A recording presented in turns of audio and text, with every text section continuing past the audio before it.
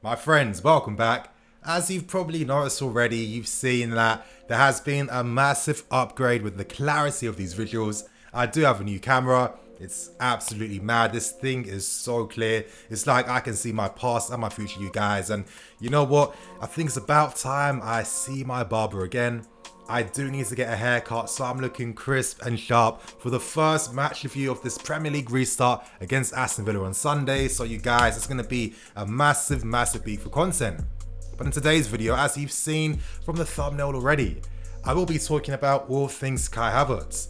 I have heard some things. I will be discussing the latest news surrounding the player. I've also heard some interesting things with this negotiation to you guys, and of course, stay right to the end to hear my thoughts and opinions on just how likely it is we can sign Kai Havertz. Absolutely massive video, you guys. Big story today. So if you like today's video, you know what to do. Smash that like button. I'm going to be really ambitious today. I'm going to be like super ambitious. I'm going to go for 3,000 likes. 3,000 likes for today's video.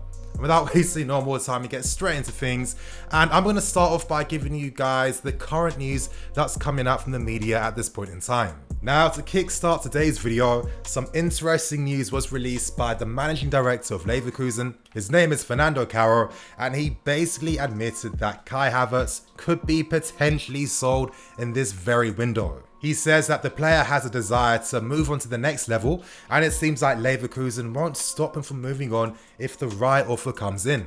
We now move on to the latest news coming out from Bayern Munich in regards to their involvement in this deal, and it's very interesting. It does have big implications, you guys. It does seem like Bayern Munich aren't currently in the running to sign Havertz for this window only. Right now, their main priority is signing Leroy Sané from Man City.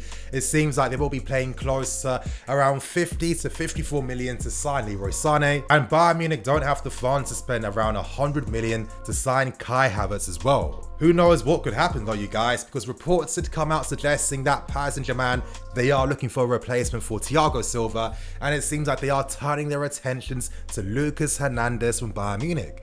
Now, in the case of Lucas Hernandez, he just signed recently from Atletico Madrid. However, this season has been a big injury hit season for the player, and since he made his return and since he recovered, he hasn't won a consistent first team spot in the team. So it depends on Bayern Munich. Could they potentially cash in on the player to raise the funds to sign Kai?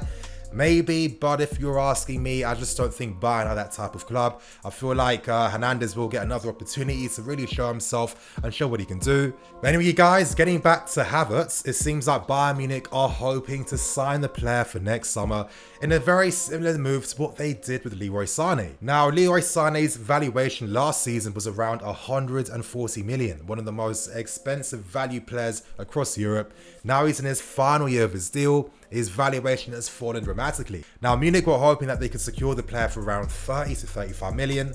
That wasn't the case. Man City literally laughed at that offer. They want somewhere between 50 to 55 million. So it looks like things are going to wrap up very soon to get that deal done. But for me, you know, when it comes to Kai and Bayern Munich, we've seen that Munich have won another league title. Where's the excitement in signing for a Bayern Munich? You know, they're by far the best team in the Bundesliga. They're winning consistently every single time by a big distance. Where's the fun in that? I guess for Bayern Munich, they do have Thomas Müller, who has been absolutely unreal this season. So if Kai was to sign right now, is he necessarily guaranteed a first team spot with Thomas Müller showing absolute prime form? I don't think so. At the same time, this negotiation tactic could work against Bayern Munich's favour, because they did the same thing with Timo Werner, only for things to fall through, and then they tried to embarrass the player by stating that he isn't as good as his price suggests, and they don't really have any specific role for him in the team, literally wasting the player's time and everything, because it was agreed that Timo would join Bayern Munich the previous season. But anyway, you guys, I can imagine that you're growing tired of hearing about Bayern Munich. Nini, I don't care about that. What's happening between us and Leverkusen? Now, I'm here to tell you guys right now, this is current negotiations happening. I'm not going to tell you the time frame when exactly they're taking place, but this is some of the most up-to-date information surrounding the current negotiations between us and Leverkusen for Havertz. Now, this news isn't too new, but it's actually concrete. There is currently a 15 million valuation difference between what we're willing to pay for Havertz and what Leverkusen want to sell their player. Leverkusen are currently holding out for 100 million euros to actually sell Kai Havertz, and it's believed that we are willing to offer players to hopefully bring that valuation difference down. Players such as your Michis, players such as your Bakayokos, and others have been potentially offered in these negotiations. And Frank Lampard right now, he's feeling equally optimistic and also realistic as well. Now, depending on whether Leverkusen get the fee they want for Kai Havertz, they could potentially be open to selling the player next season. And yeah, of course, if that was to happen, you guys, then the valuation for Kai would dramatically drop. You know, he does have 2 years left on his deal. If it goes to next season, it will be the final year of his contract. And this is where Bayern Munich are hoping to take advantage, because potentially Leverkusen could be interested to keep Kai for one more season and then sell him to Bayern Munich. As I said before, Bayern Munich are using the same negotiation tactics that they are using to sign Leroy Sané. But here, you guys, is where I give my thoughts and opinions, starting with the players that we could offer to bring this deal down. You know, I'm not too sure about how much of a chance we have if we did things like this. You know, right now, Havertz is earning around 95,000 euros a week. He is Bayer Leverkusen's best paid player. But when it comes to your Backers and your Michis, you know, Michi and Bakker are earning over 100,000 a week. There's no way that Leverkusen can afford to have those players on their current wage bill. And at the same time, our Bakayoko and Michy Batshuayi the most tantalizing players to offer in a deal? I'm not too sure, you guys. To be hypothetical, you know what? I wouldn't even mind seeing a situation where Andrew maybe went on loan to Bayer Leverkusen for 2 seasons. You know, Leverkusen play a very similar style of football we play. Andrew would get first team minutes. Let's say it was a 2-year loan where he's playing consistently. He could become an even more important player for us in the not too distant future. But at the same time, that's me speaking as a YouTuber. You know, that's me being hopeful. And that's me speaking as a fan, because at the end of the day, fans always want the best possible deals they can get. Ideally, Bakayoko would prefer to sign for Paris Saint-Germain, where he can earn the same wages he's currently on. And in the case of Michy Batshuayi, well, he's not even training with the first team attacking players. So how much is his value really worth? Hearing that there's only a 50 million valuation difference, well, that news is very encouraging. It means that there is a possibility that we can sign, and at this point in time, even though we're trying to sign Havertz now, there really isn't a rush to sign the player.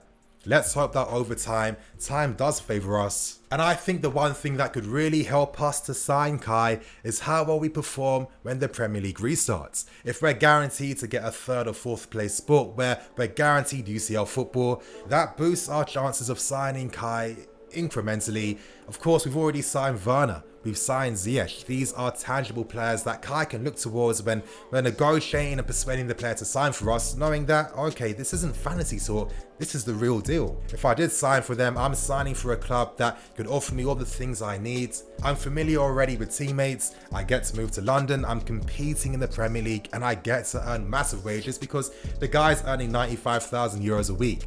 We could easily double or triple that because he really is seen as one of the key players to sign in this current window, and he's really seen as one of the generation's best young players right now. There's going to be even more news to come out over the next few days, weeks and months in regards to this deal, but what I just really like, you guys, is that our ambition is back. You know, signing a Kai Havertz is basically the equivalent of going after an Eden Hazard all those years back then. You know, back then we beat off competition from City, United, Paris Saint-Germain, Real Madrid, many big clubs to sign Hazard. We did that. He was our best player by a massive difference for literally the entire decade. And it's further proof and evidence that this club does have clout. In that sense, we're quite weird because we can have like one absolute nightmare window one season and then have an absolutely Real Madrid, Barcelona-esque window the following. So we are a special club, you guys. Now, of course, we aren't guaranteed to sign Kai, but we are in a very good position right now. We are making those assertive first steps to try and entice the player and Leverkusen to sell. And I feel pretty optimistic, I'll be honest with you guys. I feel like we have the football, we have the manager, we have the city, we have the environment, and most importantly, we have the playing style that can be all the things to get the very best out of Kai Havertz, because with a guy like this, he has serious ambitions to be one of the best players in the world. Right now, you guys, we do remain optimistic. It's not the time right now for me to set up a GoFundMe page to like help the club out right now. Let's give this some time. This won't be a quick deal that gets wrapped up. But anyway, you guys, that's going to be me for today. I hope you guys enjoy. Please like, comment, and subscribe. There should be another video coming out. Hopefully, if nothing gets blocked by YouTube. So expect there to be more content today, you guys. I'm the EFC. This is Blue Lions TV. What I really want to see is Havertz here next season. That was actually terrible. Why the hell did I say that?